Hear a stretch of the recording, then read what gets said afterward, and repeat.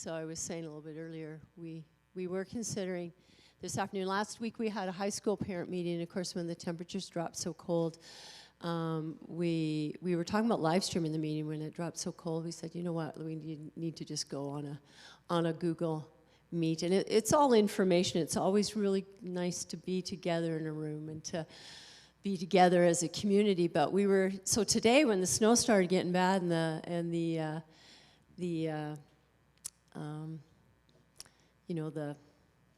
freezing, what it really feels like outside, not just the ambient air.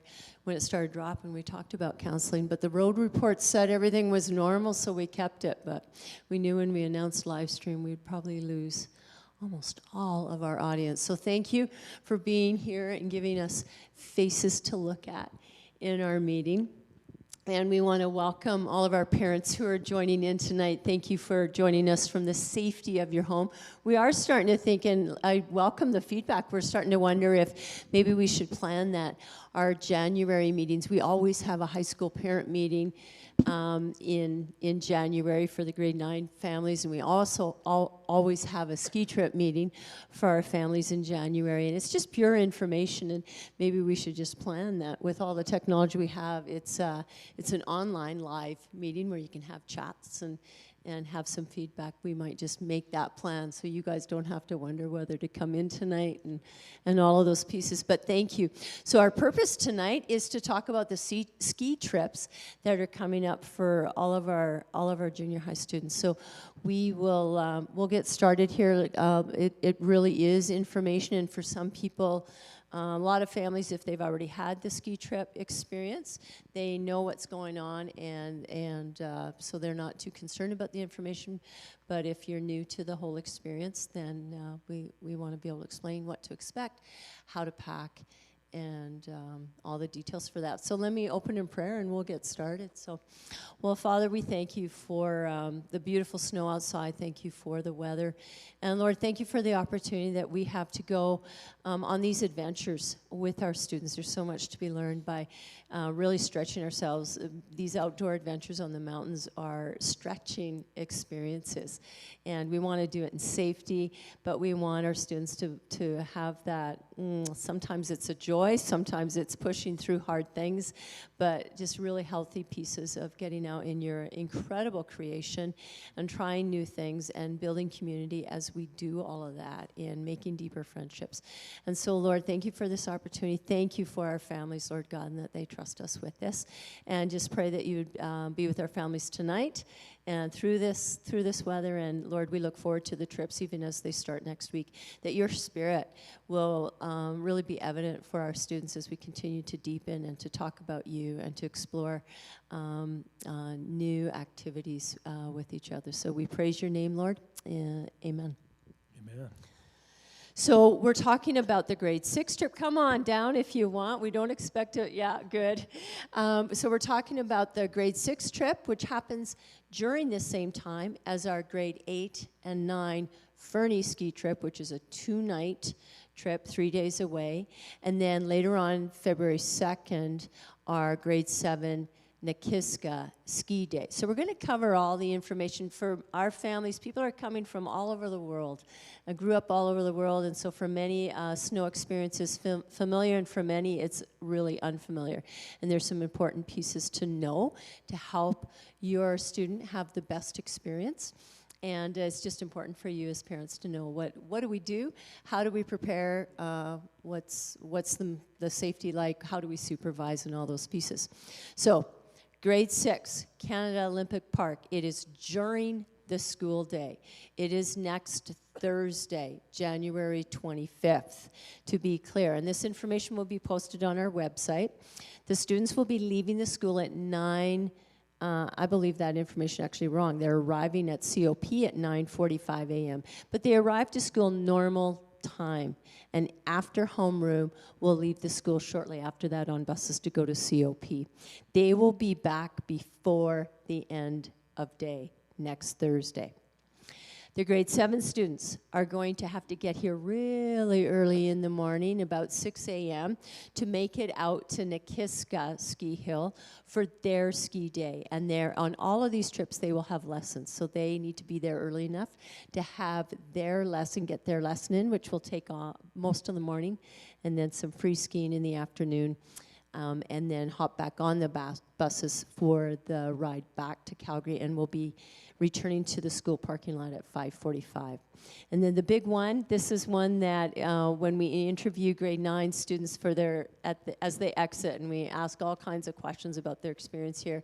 And one of the questions is, what is one of your highlights from your time here, all your time here at GCA? And one of the things they say, Mrs. Nielsen in grade 2, Mrs.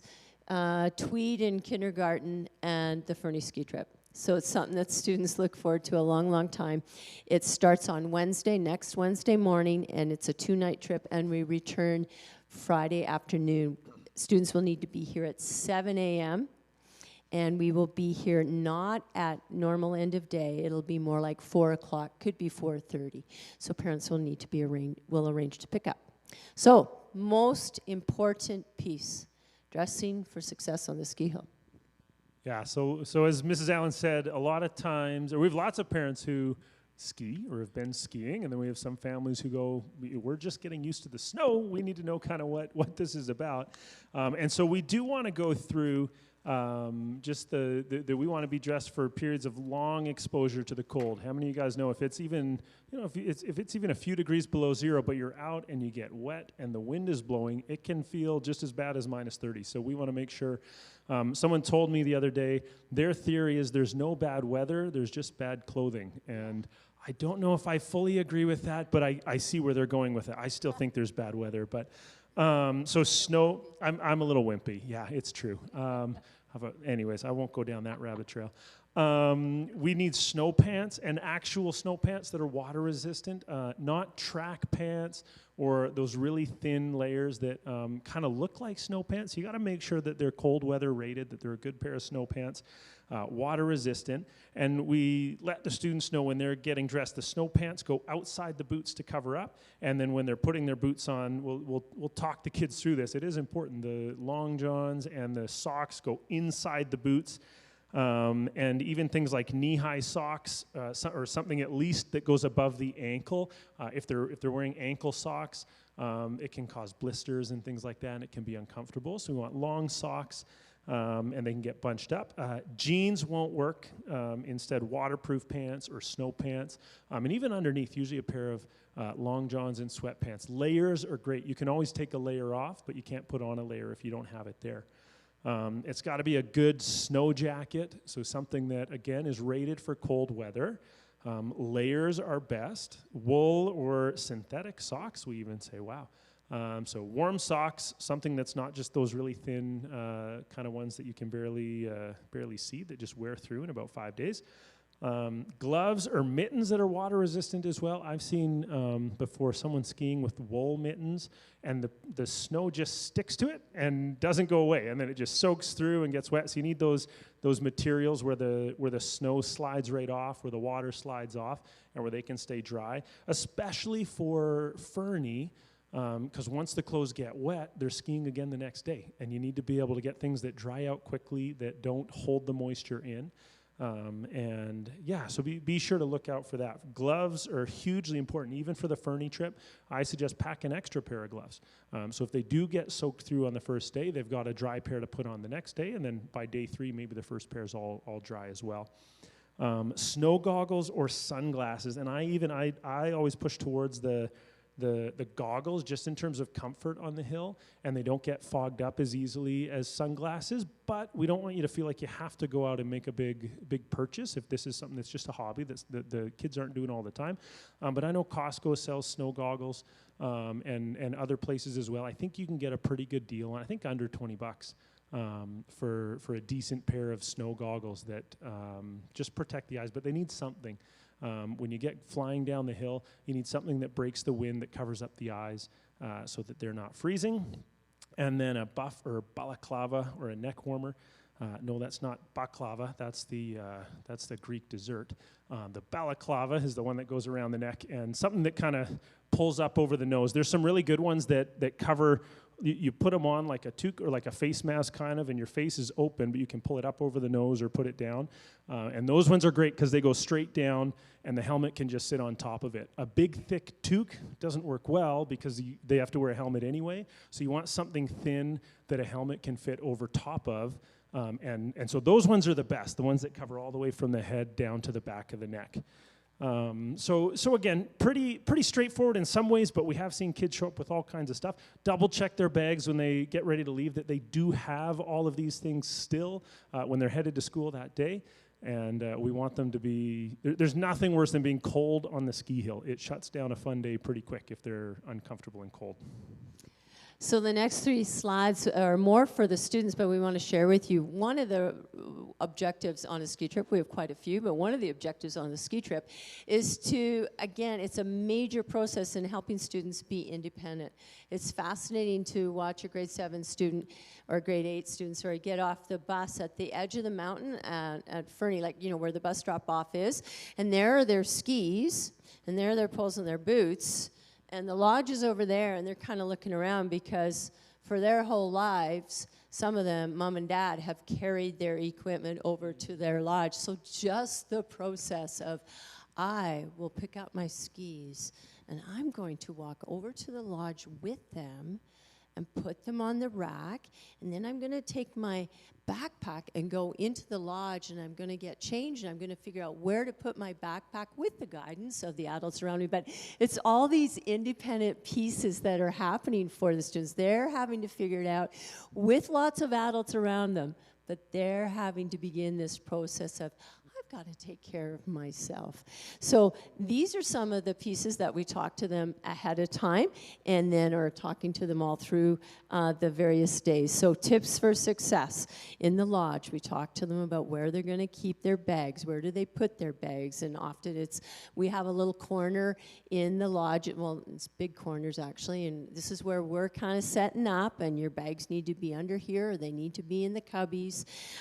They need to be respectful of the guests all around because obviously there's people all over the place. We talk to our students, and please emphasize this, it is not okay to share rental equipment. The majority of our students, I would say over 70% of our students are using rental equipment.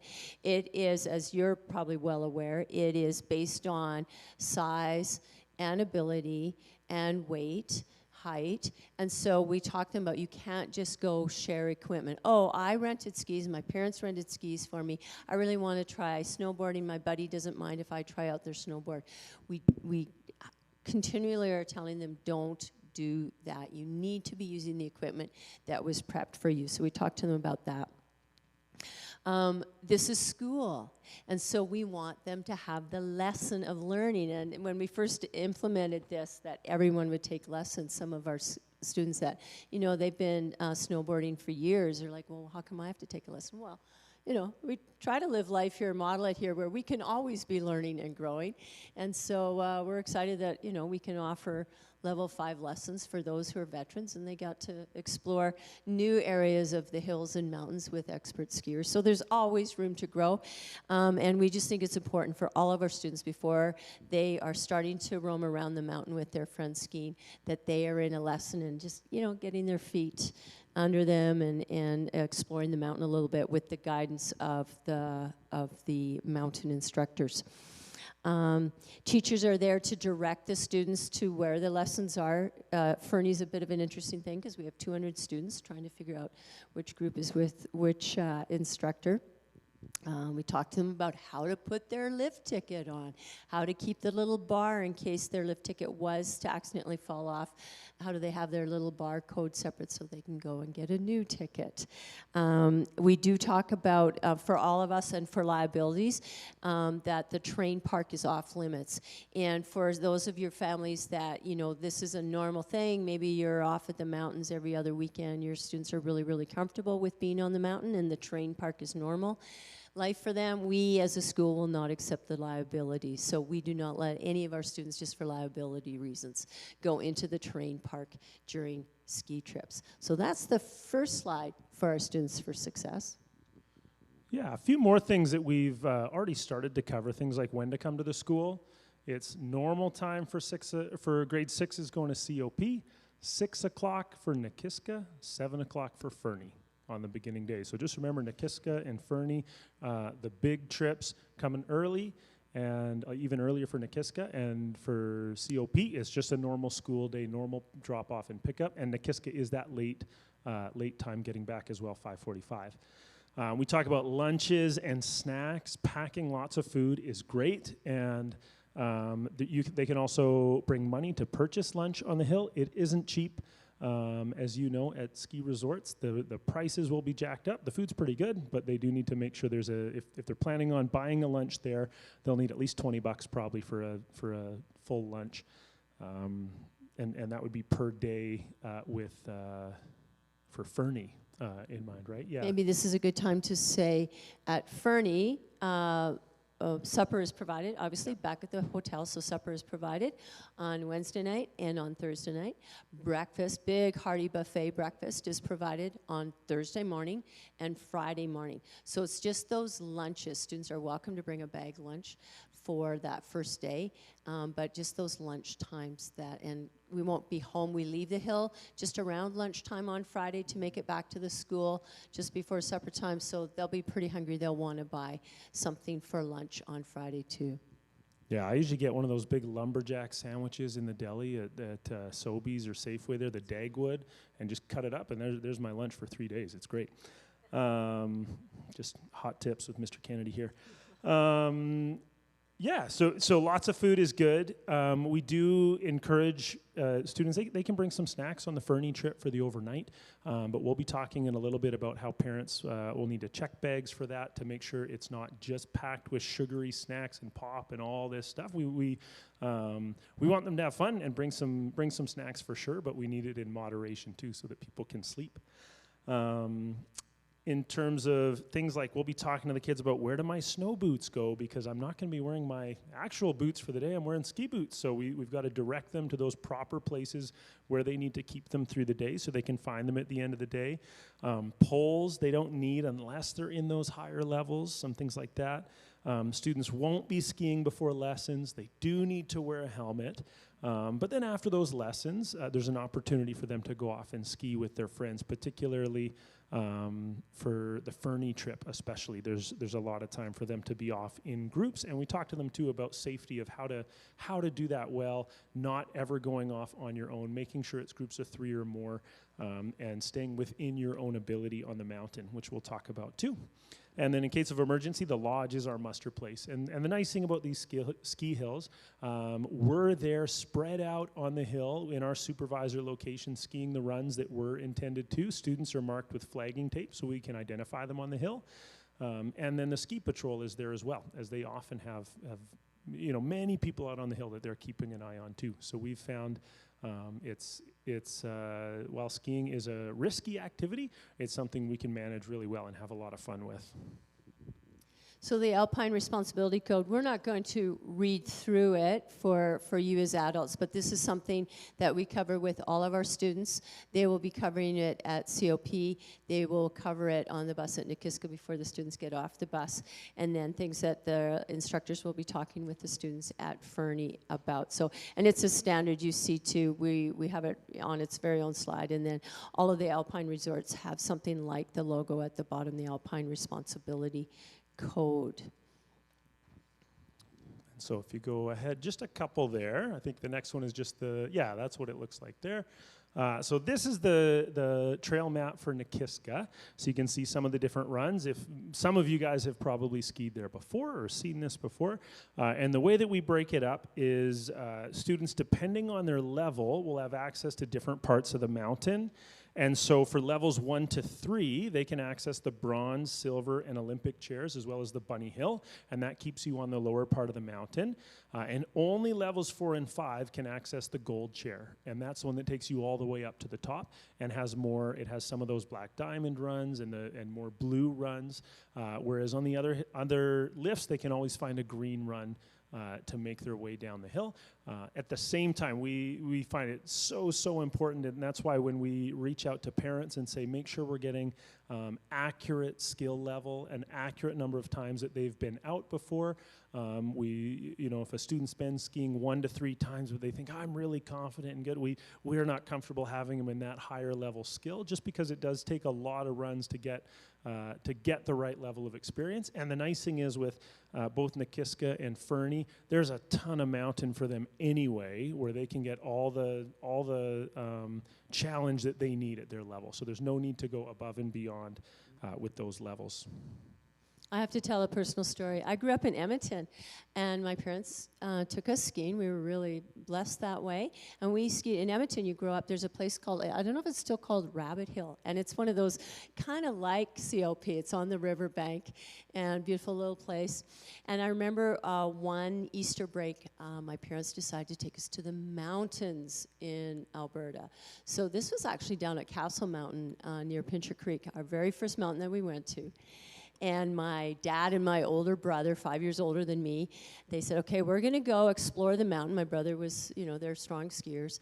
And my other brother and I, we were to just ski, along the lower stuff, basically the bunny hill, until they came back down and figured out where it was that we could all go together and have a great time. And my younger brother and I, we're looking up the hill, and we're going, well, that doesn't look hard. This is really boring waiting down here. They're taking forever. So we get on, and I believe way back when, it was actually still a T-bar, and it went up quite a ways up.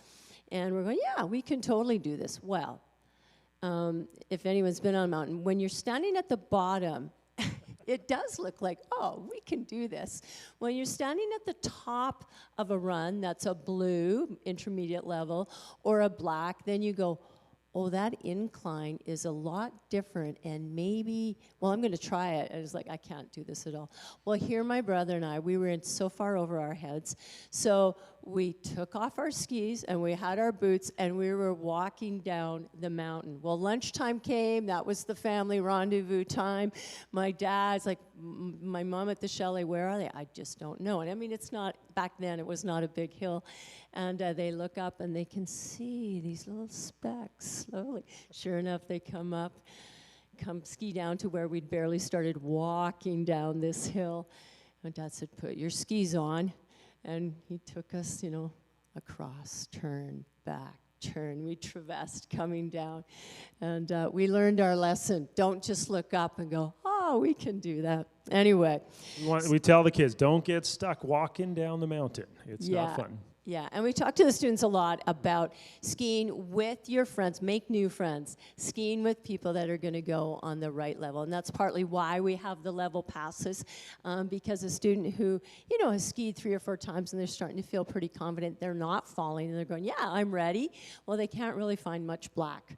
And anything blue on the lower part could be misconstrued for a greenish blue, so they can stay pretty good there. But another thing that we do for the big mountain, for Fernie, is we use their cell phones. This is when technology is a greatest tool. So we want to talk to you a little bit about how do we view cell phones on these trips. So for COP, we don't think a cell phone is necessary. There are adults everywhere. The students are always with ski instructors, and the adults are all over the place. So no cell phones, just like a day at school. Same thing with Nikiska. We actually we don't think it's healthy. We're getting more stories about even some of the unwanted interaction with cell phones as students are on the buses together, sneaking pictures, airdropping pictures with people that, you know, it's just like, it's not necessarily helpful for any of those students. So we're actually moving to a policy that on just a normal day field trip, we're asking students not even to bring their phones on buses. So we're going to apply that to the Nikiska. Nikiska is not that large a mountain. They are with instructors almost all of the time, and then we have adults all over the mountain. So we feel that they're in a pretty safe position, and they're not, they only have about an hour and a half, actually, that they're with their friends roaming around the mountain. So no cell phones on either of those trips, we will ask. Now for Fernie, we think it's important that the students have those phones. They're going to be off with their buddies skiing all over the mountain. And so we will allow them to have their phones on the buses. It is a longer bus ride. And just the logistics, take their phone from the bus, but then you give it to them as soon as you get there, but you've got there's just a lot going on. So we're gonna allow them to have their phones on the buses. We're gonna ask the students to commit to be not using any kind of social media on the buses, and to be using their best behavior and respect for each other in how they're conducting themselves with all those photos and everything. And then we want them to have their phones on the mountain, just in case, you know, their buddy gets, you know, that ski fell off and we can't get it on, we need some help. Then they have a muster leader, so all of the adults that are on the trip, we travel with a 1:8 ratio. So all of the adults that are on the trip will have a group of students. They have their cell phone number, and they have that number to call, hey, we need some help. We have muster check-in. So our normal check-in will be at noon, just after lesson, or just at lesson time on Wednesday.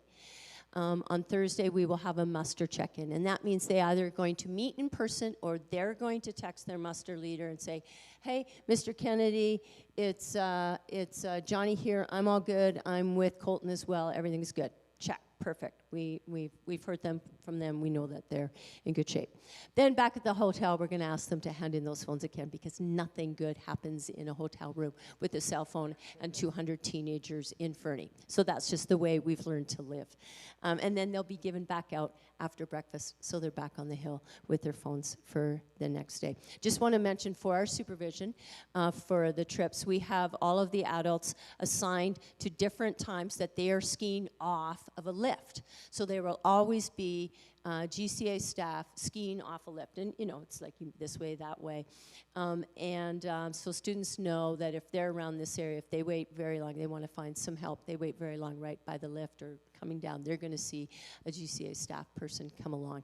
And as we said, for our trips, they don't like it, but they put up with it. They put on just a little bit of flagging tape. And so when we see a bunch of students coming down, or even one or two on their own, we can go, oh, I see the orange flagging tape. That's one of ours, because it's hard with all the equipment and the goggles and the helmet to know for sure that it's one of ours. But then we know, especially, it's usually all good, but if we can see, oh, they're by themselves and they're going slowly down, ooh, what happened with their friends? Let's go check in on them and make sure that they're okay and connect them up, and they can ski with us or connect them up with some friends. So those are a few of the safety things that we do on the mountain. And so similar to Nikiska, here's a map of the full and lower mountain for Fernie. As you can see, the 6 beautiful bowls that will hopefully be full of lots of snow by next week. And if you look carefully, you can see a box, a black rectangle near the bottom right, and that's the lower mountain. And again, packed into that are a ton of different runs that students can go on, and that's where our beginners, levels 1 to 3, will be skiing for Fernie. It's only those who have sufficient experience skiing, as verified by you, parents, and by us. And by us, yeah, as we look at the students and we know where their levels are at, that they can go beyond that to some of the upper levels. And so we do sometimes have students go, oh, I really want an upper mountain. All my friends ski, and I want to go with them. And that's where we really encourage them. Well, we tell them, you know, you need to stay on the lower mountain. We got to find someone else to ski with for the day. You'll see your buddies at lunch. You'll see them at the end. There's lots of time to hang out with them, but we got to be safe on the hill. We can't have you going along just for the ride. And so that's what that's what Fernie looks like. For those veteran skiers, and you know your students are all over the mountain, we have found that, can we just go back, sorry, Peyton, to the mountain, Fernie Mountain, the Fernie one. Yeah, perfect. Over on the right, the Lizard Bowl and the Cedar Bowl. For quite a few years now, we never had students go over there. And meanwhile, we had adult supervisors always skiing up there. So what we've decided to do is we say that Lizard Bowl and Cedar Bowl are out of bounds. That is on their own. But if students like, oh, I love it over there, the powder's great, we got to get over there, then they just need to go to like Mr. Kennedy or Pastor Dave or Mr. Olson and say, hey, would you take us over to Lizard Bowl, and they can go over there and spend hours all day with one of the adults with them. So when we say out of bounds, we just mean as long as you're doing it, like not to go there without an adult. And there's lots of adults that, if the powder's good over there, they would love to spend the day over there with them. So most of the information now is about the detail of Fernie. So for COP and for Nikiska, I think that covers the information that we feel we need to share. As always, feel free to if you're online, pop us an email. There is a very detailed email coming out in our weekly update for each of the grades this week. Please pay attention to the emails. Please pay attention to the snow equipment, like the apparel that your students need. But we want to talk a little bit more detail about what Fernie looks like. So for grade 8 and 9 students, as we said, we're dropping off at 7 a.m. here in the parking lot. The students will know which buses they need to be looking for because there will be 4 great big Trax buses out there. And so we can't have 200 kids kind of like, oh, where do I go, where do I go? So they're going to know they're either, I am on the second Trax bus, I am on the last Trax bus. We will have grade 8 and 9s, let me communicate clearly. We will have grade 8 students loading from the elementary parking lot, 2 Trax buses over there. So grade 8 families, you're going to want to drop your children off in the elementary parking lot at 7 a.m., so you should still be safe from the congestion. Grade 9 families, you're going to be dropping your students off in the typical junior high parking lot, and there will be the 2 Trax buses there. All right. They will be meeting their homeroom teacher with a form, which we'll talk about here in a minute, to check in for their baggage. Their suitcase for the hotel goes underneath in a bin, luggage bin that will not open at the hotel, at the ski hill. If they have their own equipment, there will be an equipment bin. Anything that the students need for the day to go skiing. They want their mitts. Maybe they want a change of clothes. They have some snacks. They need their lunch money. That will be a backpack, a day pack that they will bring with them on the bus. Okay, on the bus. So they need to have the clothes that they need for skiing that day either on them or in their backpack they bring on the bus. And so getting that all sorted out. We will be leaving by 7:30. We can't wait around because the lessons are booked. We have a schedule, so need to be here by 7 or before 7:30 because we want to be driving away by then and leaving for Fernie. That brings you to the packing list. Yeah, and I see the reason I'm peeking down at my phone here, I'm just checking. I haven't gotten any emails, so it seems like the live feed is working. That's a good sign. I see one of the questions on there pertains to do students need sleeping items for Fernie? So we'll cover that. They're in hotels, so they don't need any, no sleeping bags or pillows or towels. That's all covered in the hotel. It's not like some of the other big trips. Yeah, some of the others where we're staying at a camp and they need the sleeping bag. For this one, no, it's all covered in the hotel. What they do need, though, as mentioned, I don't know if we can say this enough, layered clothing is highly recommended for skiing and snowboarding. And so we're going to go through again, moisture-resistant mittens or gloves. 2 pairs is a good start for this trip in particular. A warm winter toque that fits under the helmet, or, again, one of those form-fitting, it's kind of like a hood, neck warmer that goes over your head. A ski jacket, water-resistant ski pants, something comfortable to wear underneath the ski pants that's also warm. Usually 2 layers under the ski pants is nice to have. If you have like long johns and some sweatpants with the ski pants on top, that's usually good if they're good ski pants. Some warm socks, and again, we have 3 pairs on there. Often if the feet get sweaty or something, then you don't want to put those same socks back on, obviously, so lots of warm socks is good. Ski sweaters are good. There's lots of great gear that's out there, and some of it can be really expensive as long as you've got nice layers, sometimes a few thin layers and something nice and warm to go underneath too in terms of long sleeve shirts. That's great. And then goggles. Again, not mandatory, but if they don't have goggles, they should have some kind of sunglasses, something to cover their eyes when they're going down the hill. The more they can be covered up on the hill, the better. Again, you can always take layers off. And then on top of that, just all the clothes that they would need for those 3 days. Any, obviously, hygiene items and things that they're going to need as well. Make sure they're packing those along, and the snacks and the food. Yeah, so that's the next slide, the packing list. Parents, please just help us. We are asking for modesty. And it's just like, sweats, hoodies, whatever, just comfy clothes hanging around in the hotel. The grade 9s walk. We have a chapel on Wednesday evening and on Thursday evening. The grade 8s hop on a bus because it's a couple kilometer drive to go to the church. We at the grade 9 hotel are within 2 blocks, so we put some jackets on and head over after supper to the church to meet. But yeah, students need to be in comfy clothes, but modest clothes, please. There's a pool at both, and so they'll want to throw in their swimsuit. They need indoor shoes for the hotels. We don't want them. Both hotels have kind of big open area. There'll be a games room at Stanford, the grade 8 hotel, and there's a big courtyard area at Park Place with the pool and lots of places to pull out card games and just sit and talk at the grade 9 hotel. But again, they need to be they're in a public place. Sometimes they're kind of like, oh, like it's like I'm with my parents at the resort. They need to have like slippers or shoes or something. Yeah, obviously they need pajamas, but we always tell the students they are not to come to breakfast in their pajamas. They need their toiletries. There will be mainly 4 people to a room. 2 queen-size beds. A couple of the rooms might have a cot thrown in with them. We talked about bringing along bag lunches if they want, and we talked about the money for hot chocolate breaks or lunches on Thursday and Friday, and yes, it's very expensive. If not renting equipment, I don't know, we're in a flow. Well, I'll go on. So if you're not renting, then obviously they need to have their skis and boards and their boots. And again, that will all go in a bin that they'll be able to access poles if they need it. And their helmets. Nobody will be able to go without a helmet.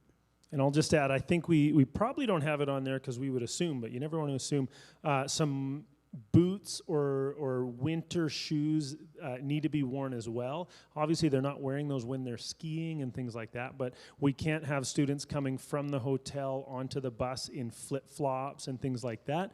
If there ever was some kind of a breakdown or something, we want to make sure that students are equipped. So on that Fernie trip, make sure they've got good outdoor shoes as well. Even though they might say, well, I'm just going to be at the hotel and then in my ski boots, it'll be fine. No, we need at the very least a good pair of runners, but better is like snow boots, something warm.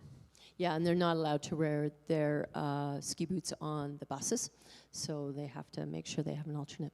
The Fernie Code of Conduct form, I believe this was in the parent information package. We will be coming around. This is to remind the students, what does it look like for being on our best behavior in public places, representing your families, representing us as a school.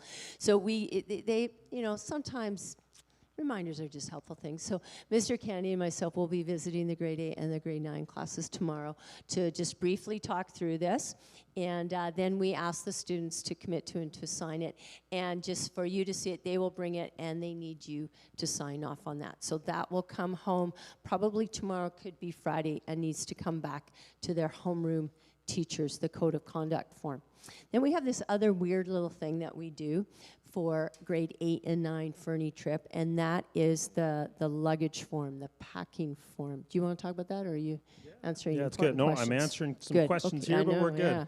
Yeah. So what you're going to be finding is an email sent out if your students are going on the Fernie trip to ensure that parents have helped with the packing, make sure that students do have the appropriate warm clothes, and all the stuff that we've talked about that's essential. We don't want anyone showing up going, oh, I didn't even think of gloves. And so we want parents involved in that. Let's just make sure everyone's got the gear.